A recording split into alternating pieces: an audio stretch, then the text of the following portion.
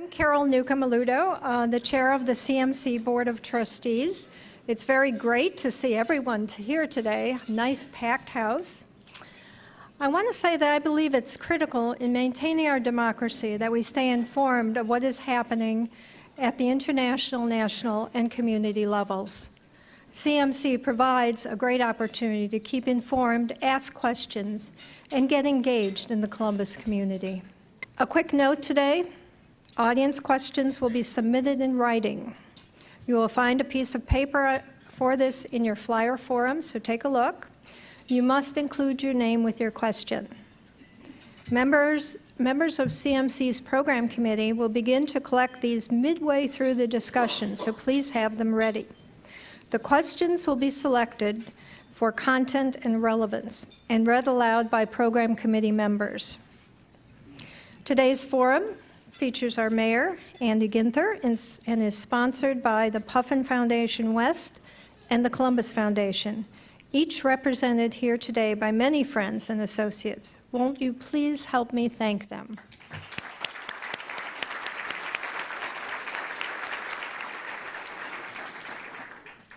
Now, let's welcome Dan Sharp of the Columbus Foundation to introduce our forum. Dan?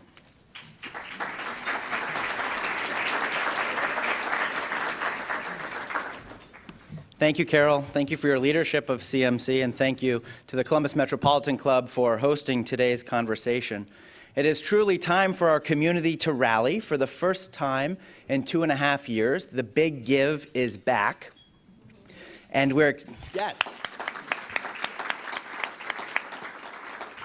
And we have expanded to include the entire region, all 10 counties. So thanks to many companies and individuals in this room, we've been able to build a bonus pool which now exceeds $1.3 million and stands at the ready to amplify all gifts made during the Big Give. And this is the most efficient and rewarding way to make a gift. No fees, no costs, nothing off the top. Plus, the bonus pool includes a special gift at your checkout receipt. And the Columbus Foundation spends more than $600,000 to bring this to the community, which also includes covering the credit card costs to again ensure that all of your gift goes to the organization and the cause that you care about. And this is really intended to show each other and show the world how generous and caring Columbus truly is. So be on the lookout for easy-to-follow links in your email and social media, and a wonderful Instagram contest that will allow you and organizations to receive additional prize money to benefit their mission. And we couldn't do this alone. This is truly a big community effort. And homegrown companies like Donato's, Jenny's, Homage, Piata, and White Castle will be adding rewards, as I mentioned, on the gift receipt at the end of your transaction. So the Big Give is also expanding in length of time. It's now 26 hours. Why, you might ask? Well, we love the opportunity to start it on 10/10 at 10 and go until 10/11 at 12. So we very much look forward to your participation in this year's Big Give as we go big and be kind for our community. And it truly is community that brings us here today for this conversation at CMC. And Columbus has grown in size and stature on the national scale as a cool place to be. We can see the cranes and count the cranes, but we can also count the lunch trays in the lines of our soup kitchens and quantify the daily dispensary of naloxone and Narcan. So shared prosperity for all of our residents is our collective responsibility. And as a smart and open city that follows the Columbus way, we do get things done. So I'm very pleased to yield the stage to our mayor, Andy Ginther, and Colleen Marshall for a wonderful and robust conversation about our beloved community, Columbus.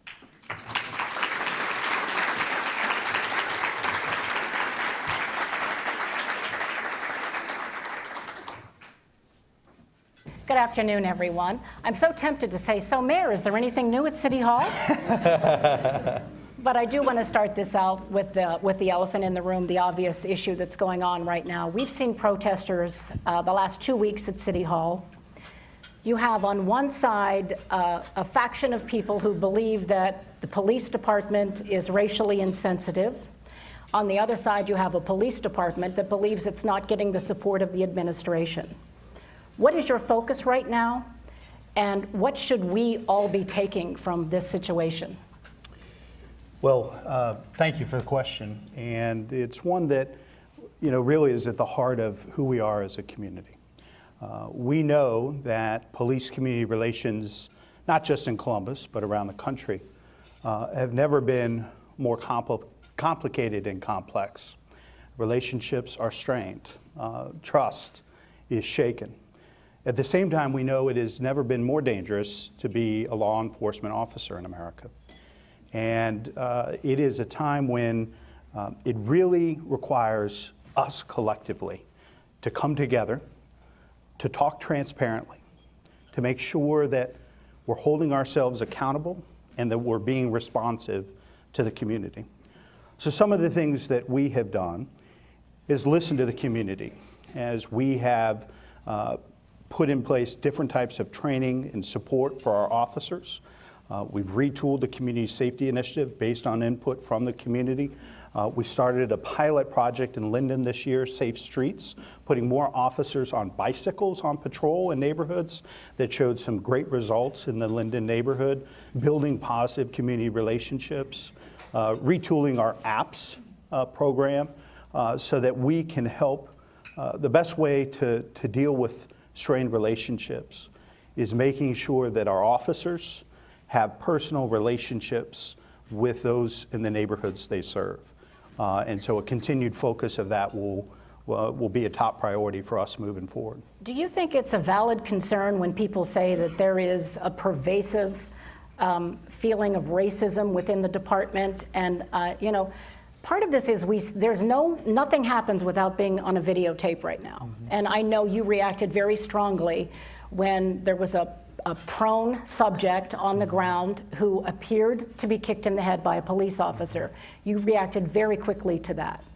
Why did you react so quickly, and is it a valid concern when we have citizens of this city saying there's pervasive racism within the administration and within this police department? I think that there is no evidence to support that there is a pervasive problem within the Columbus Division of Police. These two incidents that have been so high profile, that have received so much attention, we're taking very, very seriously. And I think you saw the chief and the director of the Department of Public Safety conduct a very thorough investigation and took very clear action based on the earlier incident. And they're conducting a thorough and independent investigation of the second one now. I can tell you, as an office holder in this community for over a decade, I have met thousands of police officers, outstanding women and men who serve this community honorably and went into law enforcement to protect and serve the people of Columbus. But as in any profession, whether news anchors or mayors or custodians or law enforcement, there are going to be people that don't belong in those professions. And this was what's so important. We give our officers incredible power. You and I don't have that power. The governor and the president do not have the power to stop, detain, question, and arrest, take away someone's freedom. So with that incredible trust and power that we give them, there is a sacred responsibility that they have to make sure they're being transparent, accountable, and responsive. And that's why body-worn cameras have been such a high priority for me, because we know that it improves safety on both sides of the camera, every place that they've been implemented around the country. So we're at 300 now, and I think we'll be at 1,300 by the end of 2018. And I think that's another tool that we're going to use to help improve police-community relations, but also make sure that folks on both sides of the camera are safe and get home to their families. I watched that entire tape of the most recent incident, and I understand you can't react specifically to what happened on the tape. But I will say, from a police officer's perspective, if you are trying to detain someone who refuses to put their hands behind their back, who refuses to cooperate, who fights you at every step, who, when surrounded by 3 or 4 people and possibly under the influence of drugs, I'm not talking about that case, but it happens every day that someone's under, what are these police officers supposed to do if they cannot use force? Are they supposed to say, well, okay, just go on your way? Because from a police officer's perspective, we're calling them to, they were there because there was a problem. So how do police officers respond in a way that doesn't require force if they are trying to arrest someone who is resisting that effort? Well, as you know, there are lots of things that we do to help train and prepare our officers to deal with a whole variety of situations they face every day on the street.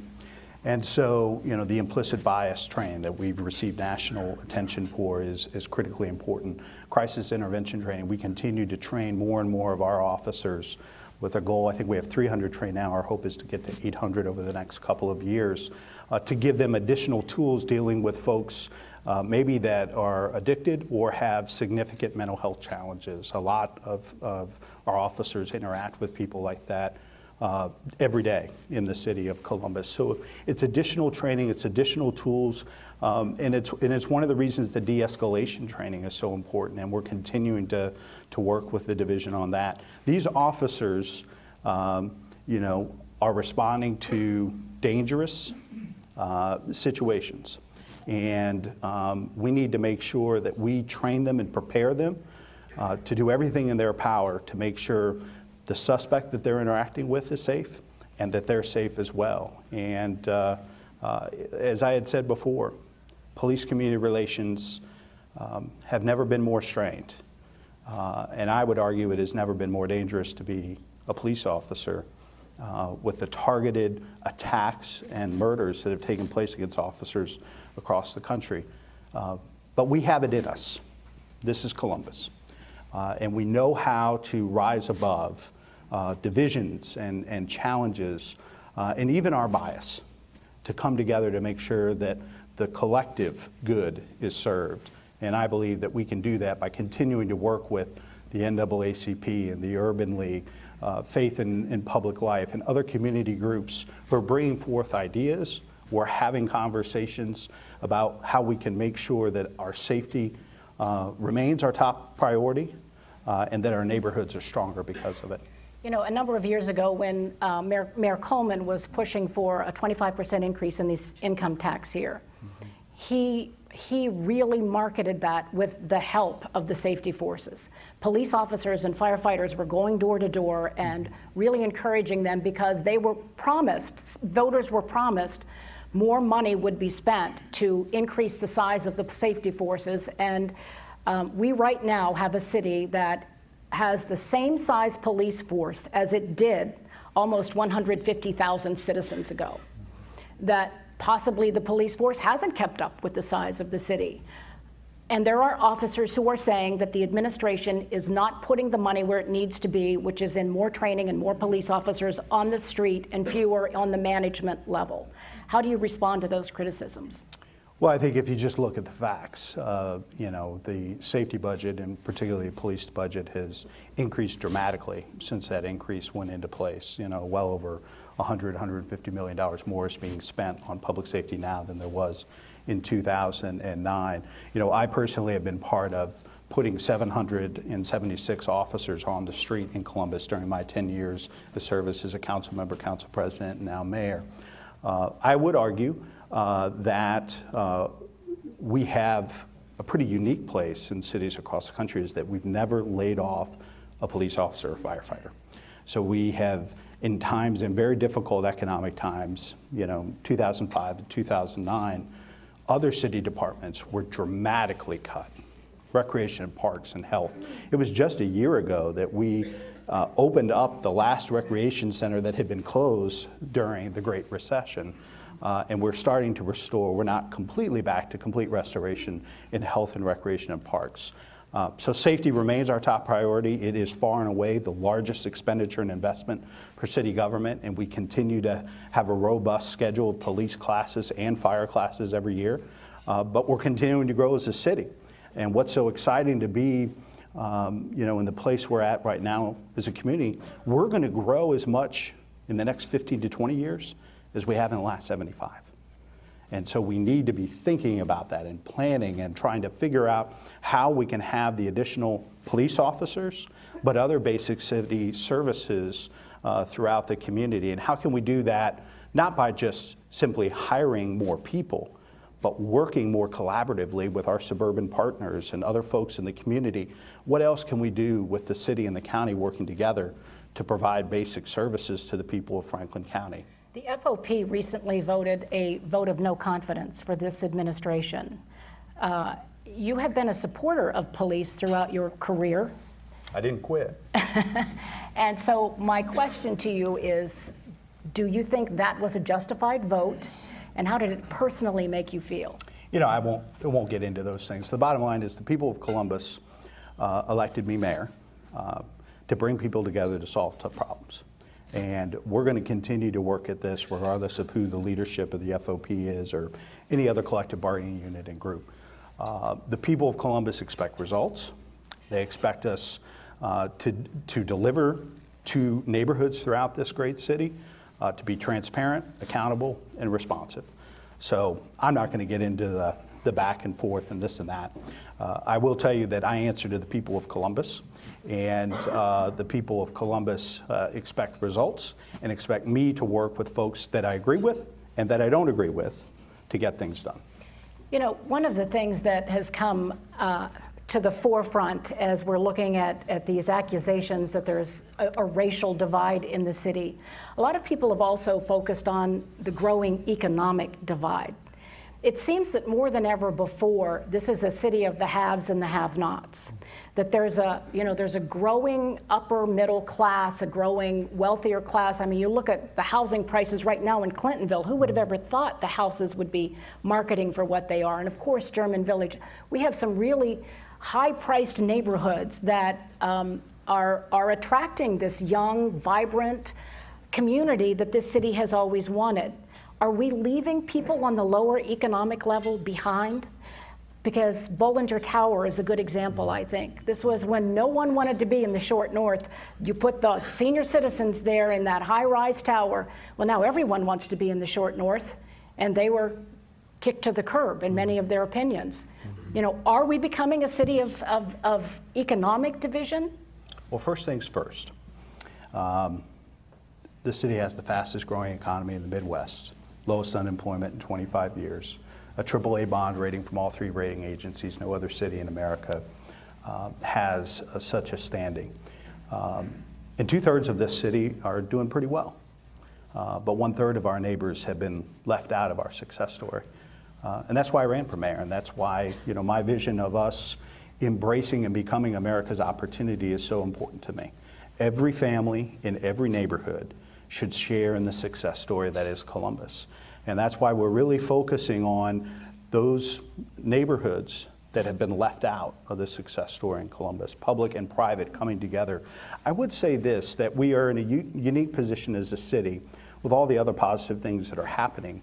The way that we come together and rally around neighborhoods and the people that live in those neighborhoods.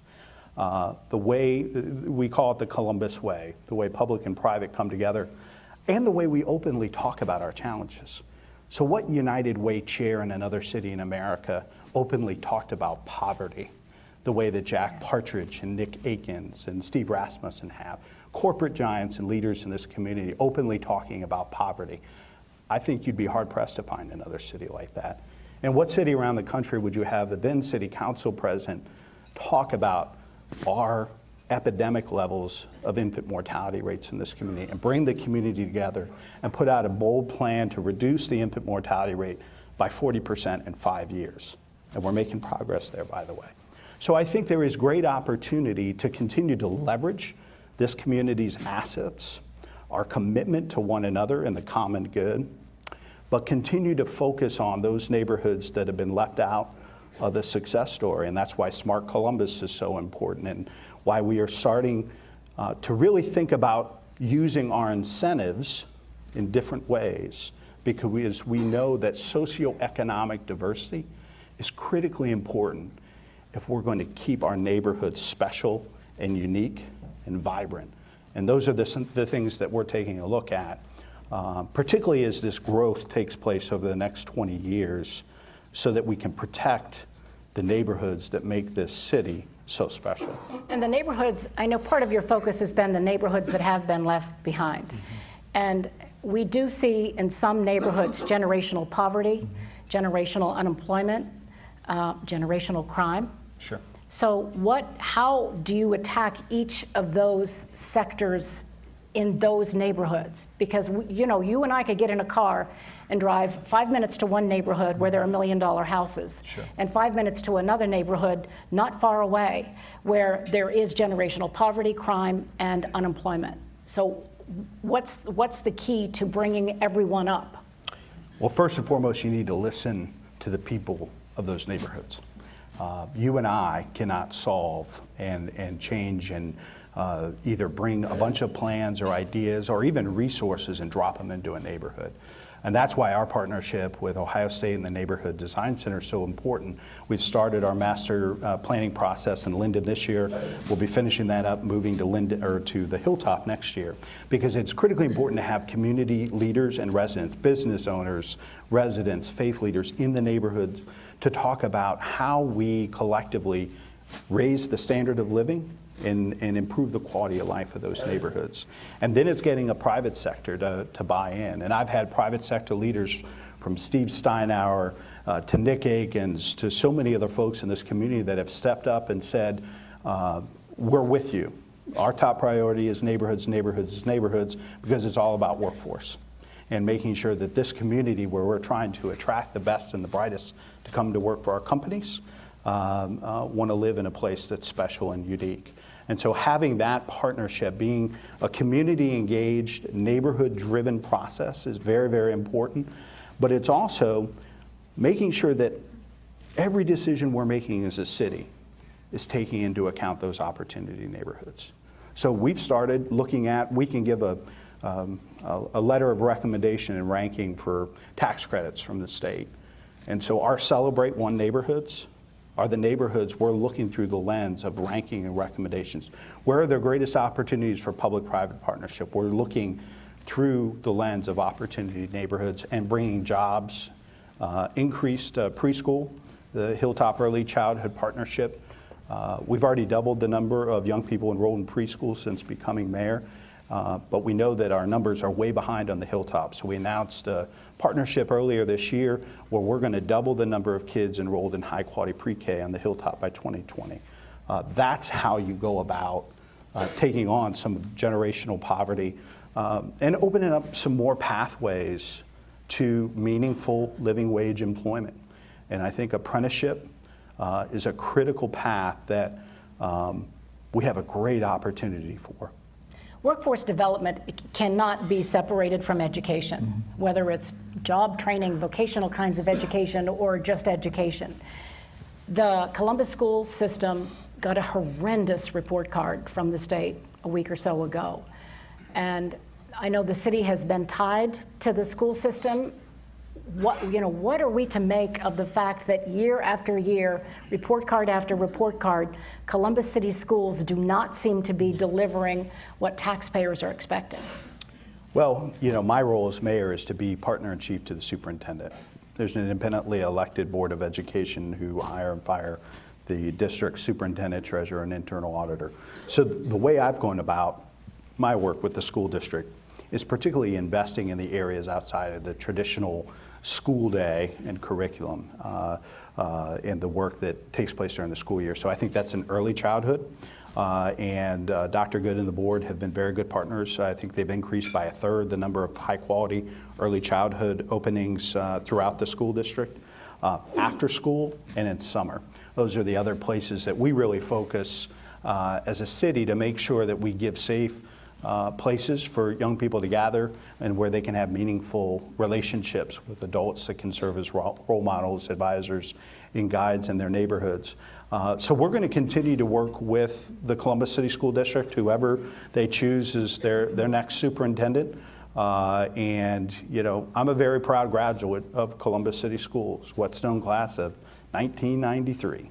And I know there are amazing teachers and great families in the school district. And We remain committed, willing, able, and putting significant resources into supporting the district's progress. Have you talked specifically with the district about those outcomes, about the report cards that they continue to get? Because it does influence not only the economy of the city, but housing values. And people don't want to send their kids to Columbus City schools. They just don't. If you live here and you have an education and you have money, you're sending your kids to a private school. So, have you talked with them about how they turn that around? I talk frequently with Dr. Good and with members of the board, and I think it's also important to make sure that the positive stories of the district is getting out there.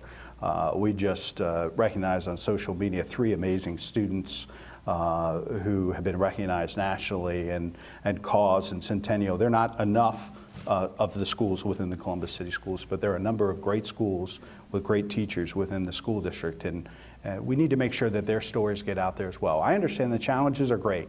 The poverty is significant.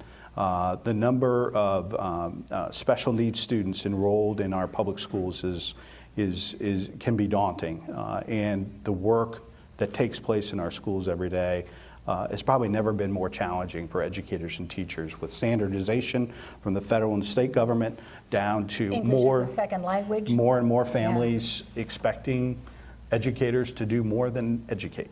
And so I respect and value the women and men who step into a classroom every day in this community and communities around the country to put kids first.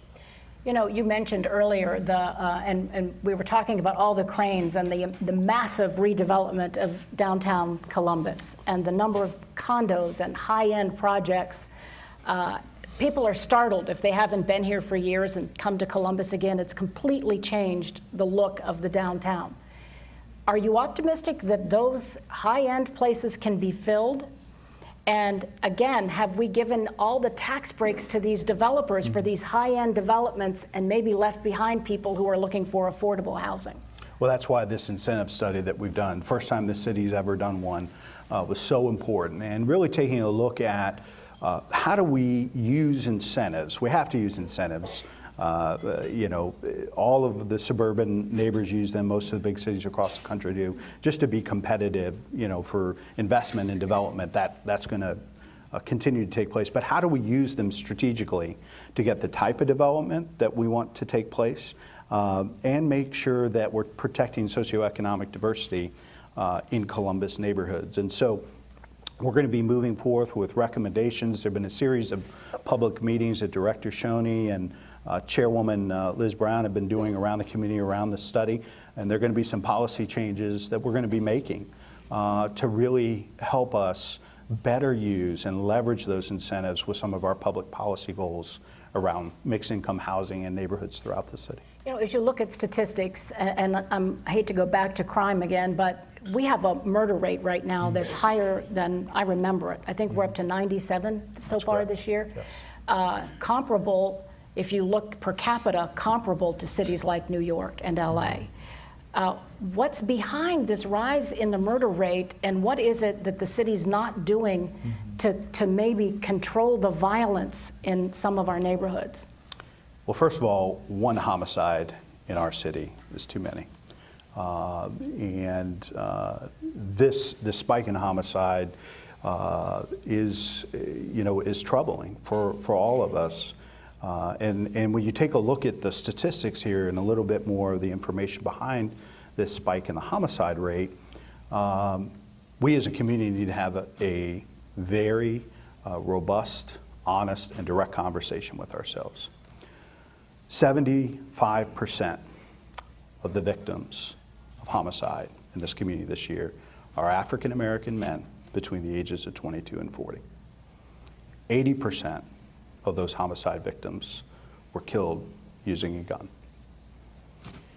We as a community have also seen a spike in double homicides, a number of homicides in a particular neighborhood, Wedgwood on the west side, and a jump in domestic-related homicides, revolving out of situations involving domestic violence and domestic dispute. We collectively, as a community, have to come to grips with the fact that we have a lot of young people in this community who are resolving disputes or rival gangs, drug activity, that are resolving them through firearms. And young men are dying at an alarming rate, not only ripping apart families, but really undercutting the entire potential of this community. So what we're doing is a couple of new things. Retooling the community safety initiative that I talked about previously, the Safe Streets Initiative pilot that we started in Linden, we're looking to expand to other places. The Violence Reduction Initiative that'll start this fall that was just written about recently, where we do an intervention with young people, particularly young men that have been involved in some more minor, lower level crime, but certainly look to be on the trajectory of more violent and illegal behavior, and give them an opportunity, show them the stats, show them where 75% in the case of African American young men between the ages of 22 to 40, where that result lies, and providing other opportunities, constructive ways, and opportunities around workforce development, apprenticeship, training, and social services, if that's a need, with mental health and addiction and substance abuse, to give them a pathway out of that dead end of drug and gang activity.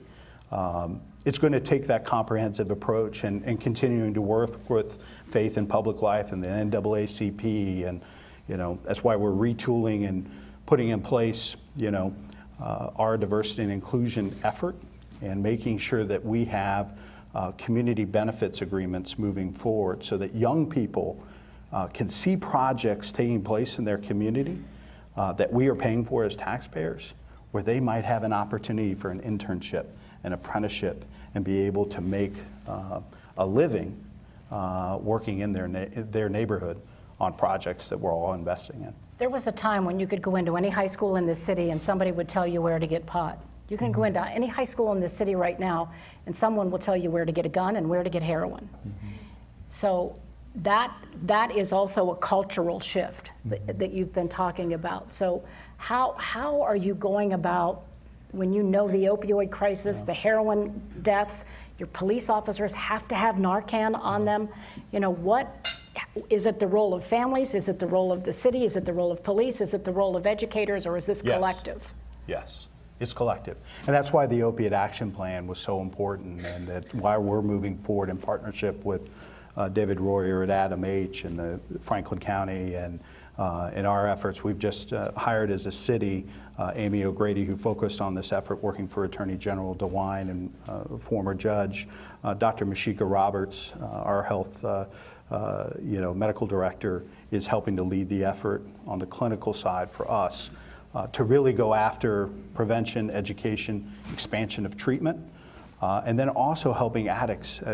This is unlike anything we've ever seen.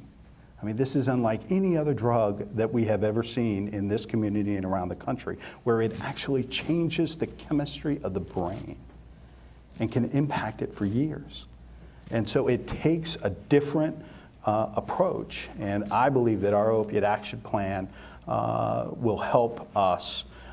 I continue to hear from state and federal leaders, we need a comprehensive, evidence-based, community-wide plan. Well, we have one, and we have invested significant resources.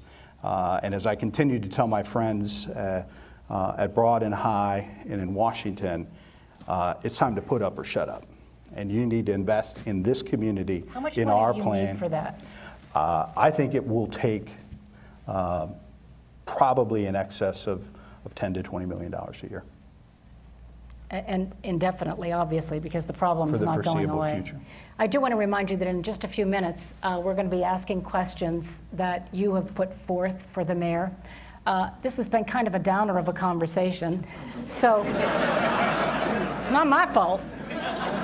You would never think you lived in Columbus, Ohio. So I do want to give you just a few minutes because I know there are some really positive. You started it. Yeah, I hear that a lot.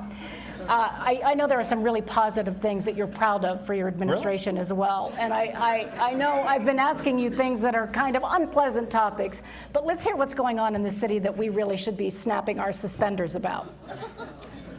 You got 3 minutes. This is just like at home.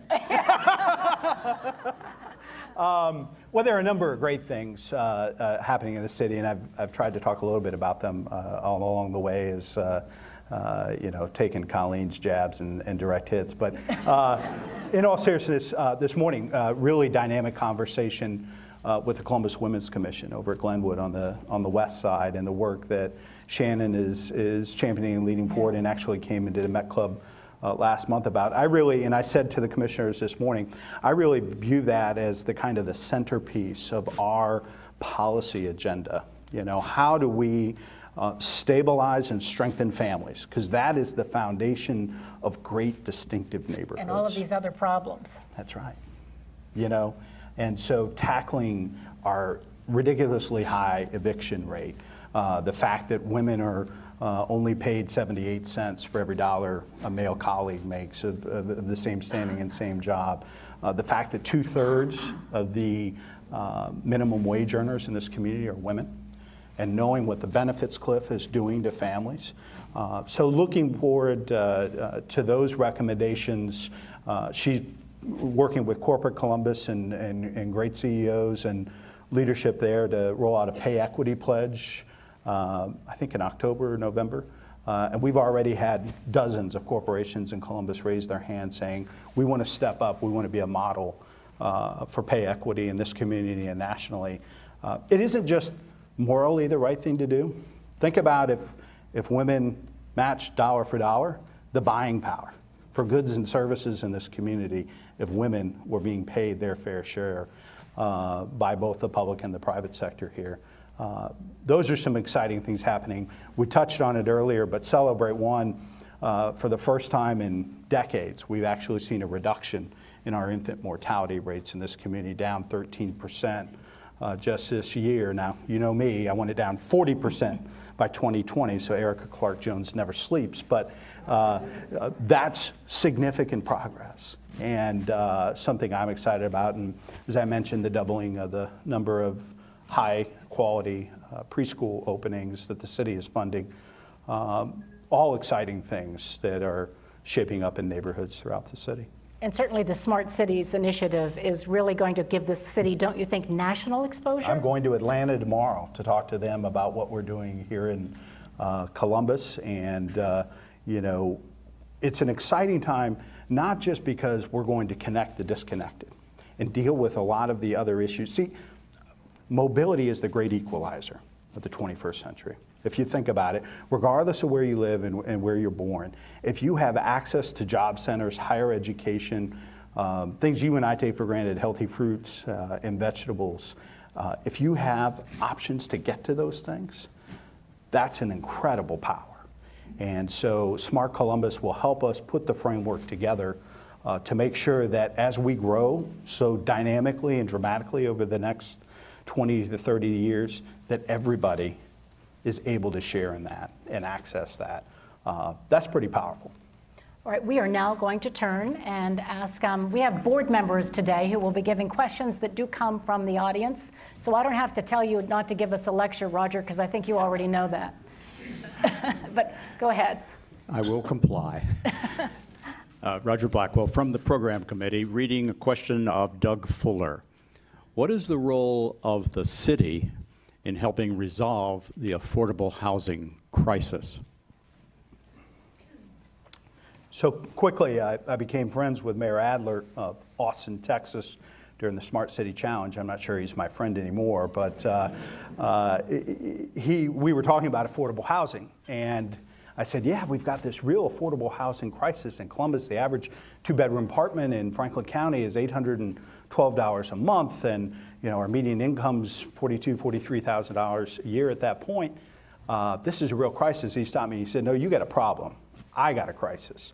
Because in Austin, the average two-bedroom apartment is $1,300 a month, and the median income is not dramatically higher than ours. And what's happening in Austin is people are being forced further out, away from job centers, away from their neighborhoods, to be able to afford to live and provide for their family. but that mobility and transit hasn't been figured out yet for them either. So it actually is making it worse, pushing them further away from opportunities. So this is the challenge. How do we use our public-private partnerships to increase the number of affordable housing units in this community? How do we continue to work with partners at the federal level and the state level? But how do we also get the private sector to step up? What are ways that private sector developers and other housing leaders could step up and work with the public sector to grow this number? I do believe that, particularly based on the dynamic growth we're going to see over the next 15 to 20 years, Mayor Adler might have been teasing me, but I don't think I was far off. That if we don't deal with this in a thoughtful, constructive, long-term view and game plan, you could quite honestly see that tale of two cities spreading through an entire region. And that's something we've got to tackle. I'm Carol Looper, and I'm a board member of CMC. This question is from Roman Iqbal, and he identifies himself. I am the executive director of the Council on American Islamic Relations Columbus chapter. One of the biggest problems of attracting large businesses, like the Amazon second headquarters, is the lack of direct flights from Columbus to big metro areas and international travel. What are the plans to solve this problem? Well, we have tried a couple of different approaches, and we actually are in transition right now with leadership, the airport authority. Actually, right after this, I'm going to the airport to meet with the current leadership team, and there'll be a new director with Elaine Roberts' retirement. And I think that's one of the two things that we have been talking to about these candidates is how is Smart Columbus and that incorporated into your vision and plan for the airport authority?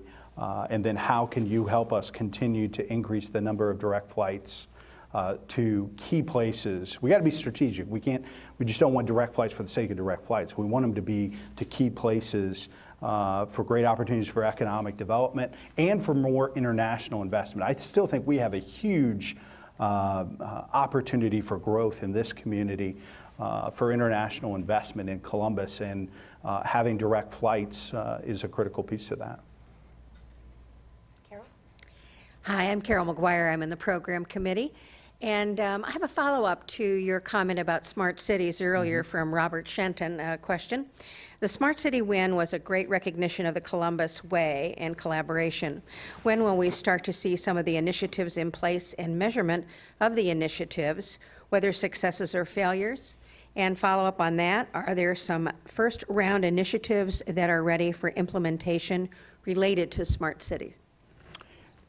It's a great question, and there's a number of things already in progress. The real foundation of the Smart Columbus effort is this integrated data exchange, and for us to be able to share information and have vehicles communicating with each other and buses in real time, to being able to figure out different which mode of transportation is the best, because we really want to have a truly multimodal system for people to be able to choose how to tackle that first mile and last mile of their trip to work or to school or to affordable high quality childcare for their family. And so you're going to start to see those sensors. You're going to start seeing, in partnership with CODA Wi-Fi on buses, you're going to continue to see that type of thing this year. And then over the next 3 years, you're going to continue to see the kiosks where we're going to have real-time information connecting people in Linden and other neighborhoods with information from everything from healthcare to employment, being able to access different trip options, as well as what I think will be sooner rather than later, autonomous shuttles that might help get folks from an Easton Transit Center to the front door of a job at Alliance Data, Huntington, MI Homes, really trying to figure out how we connect our opportunity neighborhoods with these incredible job centers that are disproportionately on the outer belt. Yeah. Sir? Hello, I'm Anthony McIntosh, a member of the program committee, asking a question on behalf of Kathy Fox. Research shows that mixed income neighborhoods lead to success for families and kids across the income spectrum. What specifically will Columbus do to encourage mixed income neighborhoods? It's a great question. I'm reading this powerful book right now by Robert Putnam, Our Kids. He's written a number of them, but if you haven't read it, pick it up and take a look at it.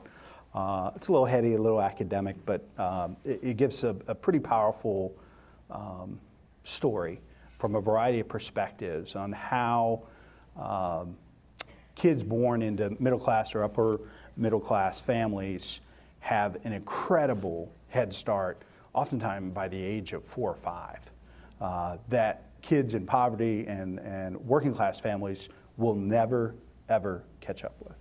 And so one of the aspects that he points out in the book is the loss of mixed income neighborhoods, that he grew up in Port Clinton, Ohio, and although his parents were professionals, he went to school with carpenters and police officers, kids of folks from across the community spectrum. And over time, our housing patterns and where we've grown and developed, more and more folks are living with people much more similar to themselves. And so that loss of mixture, of diversity in socioeconomic neighborhoods has actually made that more pervasive, that divide. And so that's why, as I was talking about earlier, tackling the affordable housing crisis, working with the private sector to protect the socioeconomic diversity of Franklinton before it totally takes off, and trying to figure out other emerging neighborhoods where there's going to be significant investment. How do we make sure that people who live there, who have lived there, who have made that neighborhood so special, have a place in its future? This is a second question from Roger Blackwell, representing the program committee. This question is from Rory Knapp, and printing is better than cursive. So why is it important to wait for autonomous vehicles to solve our parking and transit problems when we could solve it now with rail and complete streets options? Our belief is that innovation and technology is developing so quickly that to simply put all of our eggs into one basket may come at an incredible amount of cost and not truly be able to serve the collective community. We want a comprehensive, multimodal approach based on the integrated data exchange that we're putting together so that folks can choose a variety of options to get around this community that best fits their needs based on the time of day, where they're traveling, and what other options and obstacles that they might have in their neighborhood or to the places they're traveling. But that's not to say that rail doesn't have a place in that comprehensive multimodal approach. But we're not going to place our collective community's assets and investment into one mode of transit and transportation. I'm told we have time for one more question. This is a question from Sarah Lynn. Medical marijuana has been legalized in Ohio and will be grown and dispersed in Columbus in 2018. What is your plan to handle this new program and industry, and what concerns do you have? Well, I think what we're trying to do is being very thoughtful, deliberate, and proactive, and making sure that we put safeguards in place, working with the state to make sure that this growing, sector is one that is responsible, that we're able to hold them accountable, that we have safety precautions put in place, and that there's neighborhood engagement. We don't want these, places just popping up and dropping into neighborhoods. We want, neighborhood engagement taking place. And so some of the zoning changes that we've considered that we put in place and some of the work that we've done thus far, with our building and zoning services and other folks on the development side, to make sure that these end up in appropriate places and that there's plenty of checks and balances on them as they go into business. Thank you. And thank you all for your great questions. And of course, thank you, Mr. Mayor.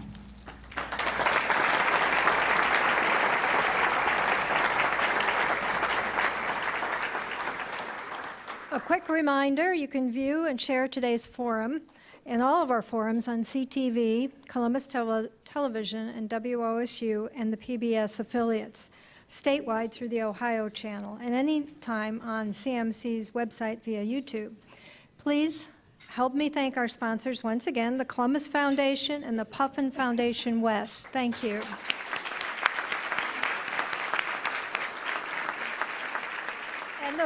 And of course, our speakers, Colleen Marshall and Mayor Ginther. Thank you very much.